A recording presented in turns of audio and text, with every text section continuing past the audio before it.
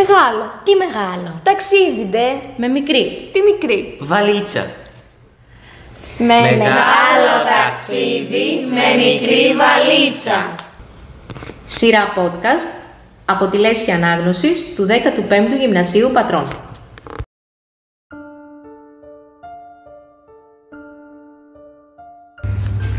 Λίτσα ψαράφτη. Ο Μπίλι Τζόουνς. Κόντευαν να τελειώσουν οι βραδινές ειδήσεις. Κάθε τόσο η μάνα μου γύριζε και μου φώναζε: «Βασίλη, ώρα να κοιμηθείς. Αύριο θα ξυπνήσεις νωρίς για το σχολείο». Κάθε βράδυ η ίδια ιστορία. Αφού ξέρει πως αν δεν δω τα αθλητικά δεν πάω για ύπνο. Εκείνη τη στιγμή είδα τον Μπίλι Τζόουνς στην οθόνη. Καθόταν μπροστά στην πόρτα του σπιτιού του, μια ετοιμόρροπη πολυκατοικία στο Ντιτρόιτ της Αμερικής, χωρίς παραθυρόφυλλα και τζάμια. Θα ήταν ως 10 χρονών, με μια βρώμικη τραγιάσκα στο κεφάλι του. Αδύνατος, θα κρύωνε κιόλας, μια και το χιόνι ήταν στρωμένο παντού και εκείνος φορούσε ένα ψιλούτσικο πουλόβρι ξεχυλωμένο. Ήταν κι άλλα παιδιά ακουμπισμένα στον τοίχο της πολυκατοικίας. Ένα μάλιστα είχε γυρισμένη την πλάτη του και κάτι έγραφε με μαύρο σπρέι. Υπήρχαν κι άλλες επιγραφές που δεν μπορούσα να διαβάσω. Σίγουρα όμως όλες εκείνες οι νεκροκεφαλές και τα σταυρωμένα κόκαλα τα είχαν χαράξει χέρια θυμωμένα. Καθώς ο φακός της τηλεόρασης έψαχνε τα πρόσωπα των παιδιών, μάτια γεμάτα πίκρα και απόγνωση, η φωνή του δημοσιογράφου έλεγε ότι χιλιάδες παιδιά στην Αμερική, σαν τον Μπίλι Τζόουνς, πεινάνε, γιατί οι γονείς τους δεν βρίσκουν πια δουλειά στις μεγάλες πόλεις. Ένας λυγμός με έκανε να γυρίσω. Η γιαγιά μου έκλαιγε. Παραξενεύτηκα. Η γιαγιά δεν κλαίει ποτέ μπροστά στην τηλεόραση. Δεν λέω, στεναχωριέται όταν βλέπει τους σκοτωμένους στο Σαράγεβο, τα πεινασμένα παιδιά της Σομαλίας και τα κομματιασμένα κορμιά του Σαββατοκύριακου. Τώρα όμως είχε γύρει το κεφάλι της και τα μάτια της έτρεχαν βρύσες. Της έπιασα το χέρι και το χάιδεψα. Δεν αντέχω να βλέπω τη γιαγιά μου να κλαίει. «Μη στεναχωριέσαι, Βασιλάκι. Κλαίω γιατί θυμήθηκα τα παλιά. Αχ, πως τα φέρνει η τύχη, παιδάκι μου». Σηκώθηκα και έκλεισα την τηλεόραση. Ας χάσω τα αθλητικά. Ήξερα πως η γιαγιά θα μου έλεγε μία από εκείνες τις απίστευτες ιστορίες που είχε ζήσει. «Ήμουνα στην ηλικία σου, Βασιλάκι, έμπαινα στα 12. Μόλις είχε τελειώσει ο πόλεμος. 1944 ήταν. Θυμάμαι ακόμα εκείνο το μεγάλο καράβι με τα ψηλά φουγάρα που μπήκε ένα πρωί στο λιμάνι.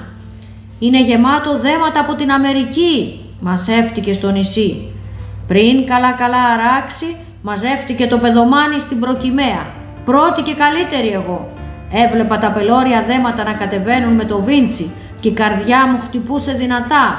Το στόμα μου γέμιζε σάλια, καθώς σκεφτόμουν τις σοκολάτες, τα μπισκότα και τη μαρμελάδα που σίγουρα θα είχαν μέσα. Μείναμε όμως με τη χαρά. Μόλις τα ξεφόρτωσαν, έτρεξαν οι στρατιώτες και τα στίβαξαν στα φορτηγά αυτοκίνητα που περίμεναν.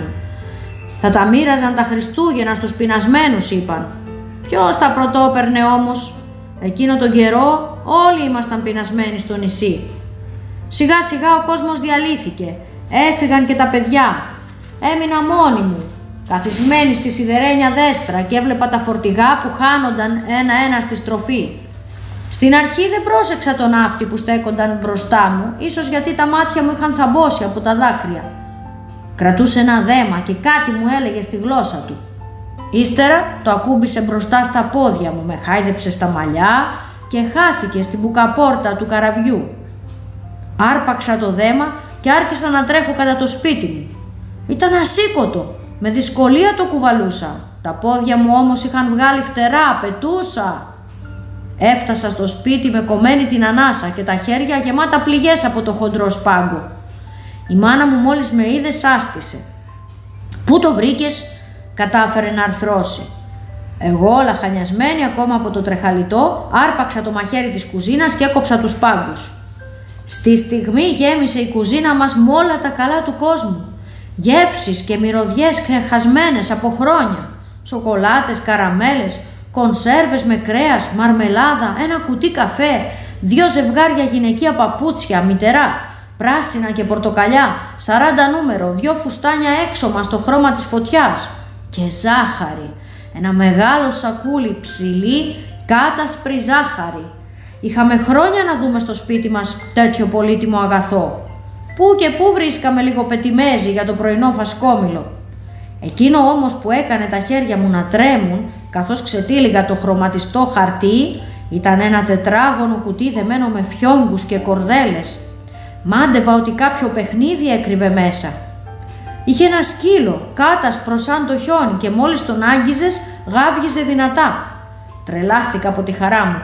Δεν θυμάμαι πόσο καιρό είχα να πιάσω παιχνίδι στα χέρια μου. Όταν βρίσκαμε καμιά παλιά κάλτσα, την παραγεμίζαμε με κουρέλια και παίζαμε μπάλα στις σαλάνες της γειτονιάς. Είχε και ένα σημείωμα μέσα στο κουτί. Το απόγευμα τρέξαμε στον κύριο Πυθαγόρα, το δικηγόρο που ήξερε αγγλικά. Ως τα σήμερα θυμάμαι τι έγραφε εκείνο το γράμμα, το σημείωμα. «Με λένε Billy Jones και είμαι 10 χρονών.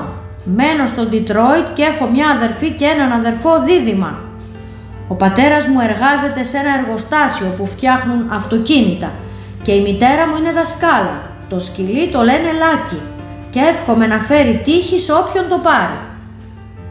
Εγώ και η οικογένειά μου θέλουμε να τελειώσει γρήγορα ο πόλεμος για να πάψουν να σκοτώνονται οι άνθρωποι και να ζήσουν όλοι οι λαοί ευτυχισμένοι. Ήθελα να γράψω στον Billy Jones, να τον ευχαριστήσω για τα δώρα του και να του πω πόσο είχαμε υποφέρει όλα τα χρόνια που γινόταν πόλεμος. Το γράμμα όμως δεν είχε διεύθυνση. Ψάξαμε στο χάρτη και βρήκαμε το Ντιτρόιτ σφινωμένο ανάμεσα σε λίμνες και σε ποτάμια. «Είναι μεγάλη πολιτεία, δεν θα πάει το γράμμα σου χωρίς διεύθυνση», είπε ο κύριος Πυθαγόρας. Θυμόμουν τον Billy Jones πολύ καιρό, όσο έπαιζα με το Λάκι. Ύστερα ο πόλεμος τελείωσε, ο Λάκι πάλιωσε και πετάχτηκε στην αποθήκη και εγώ λαχταρούσα καινούρια παιχνίδια. Ήρθε όμως ο εμφύλιος και γέμισε με αγωνία και φόβο τις καρδιές μας. Πού καιρός για παιχνίδια και χαρές. Μαζευόμασταν νωρίς στα σπίτια μας και παρακολουθούσαμε τις κουβέντες των μεγάλων. Η γιαγιά στέναξε και ύστερα έκλεισε τα μάτια της. Μπορεί και να την πήρε ο ύπνος. Είναι και μεγαλούτσικη πια, κοντεύει τα 70. Εγώ όμως έμεινα ξάχνυπνος όλη τη νύχτα. Σκεφτόμουν τον Billy Jones του παλιού καιρού και τον σημερινό της τηλεόρασης. Όταν ξημέρωσε, είχα πάρει την απόφασή μου. Διάλεξα από την ντουλάπα το πιο ζεστό πουλόβερ. Μου το είχε πλέξει η γιαγιά στην αρχή του χειμώνα και το δίπλωσα με γερό σπάγκο μέσα σε ένα κουτί. Πριν το δέσω με γερό σπάγκο, έβαλα μέσα ένα σημείωμα. «Αγαπητέ κύριε, σε παρακαλώ, ψάξε και βρες τον Billy Jones που μένει σε μια βρώμικη πολυκατοικία πέρα από το ποτάμι και δώσ' του το πουλόβερ που έπλεξε η γιαγιά μου. Είναι φτωχός και το χρειάζεται».